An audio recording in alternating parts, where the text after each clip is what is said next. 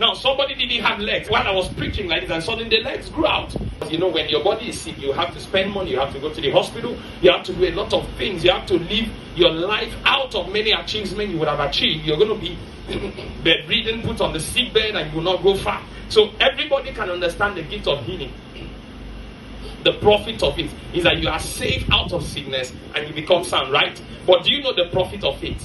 Do you know the profit of the word of knowledge? Do you know? Do you understand that the fact that the gift of healing saves you out of sickness, that there's something the word of knowledge saves you from, there's something the word of faith saves you from, there's something the gift of word of wisdom saves you from. So we are given hype to certain gifts and devalue certain gifts because we don't understand the profit behind those gifts. So we can now see in verse 10, look at verse 10. He said, to another the working of miracles. Please, who is there? Verse 10. To another the working of miracles, to another prophecy. So we understand the working of miracles, do we? How many of us understand the working of miracles? Now, somebody didn't have legs, and then suddenly in a meeting like this, and while I was preaching like this, and suddenly the legs grew out. The legs grew out. The legs grew out. There have been meetings where people came in, and then they came in with they removed their teeth. The teeth was removed. The teeth was actually removed because they had tooth decay and the teeth was removed. And in a meeting like this, and a new teeth was created. That created miracles.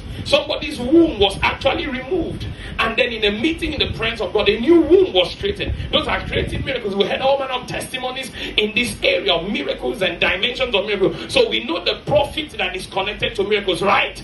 Now, to another prophecy by the same Spirit. So we also know the profit that is connected to prophecy by the same Spirit. Because many of us have been used to being in a ministry where you're given prophecy. You've been in a ministry where you're prophesied to the spoken. And you've been in church.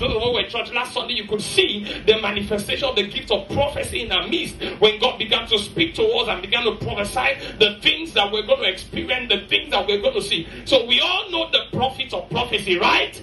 Now, next one is diverse kinds of tongues. Not one, diverse kinds of tongues. Now, when we speak in tongues, you don't understand that there is a profit. And that's why you feel you shouldn't speak in tongues, because you don't understand the profit. You know the profit of gift of healing. You know the profit of gift of working of miracles. You know the profit of gift of prophecy. But you don't know the profit of many other ones. You don't know.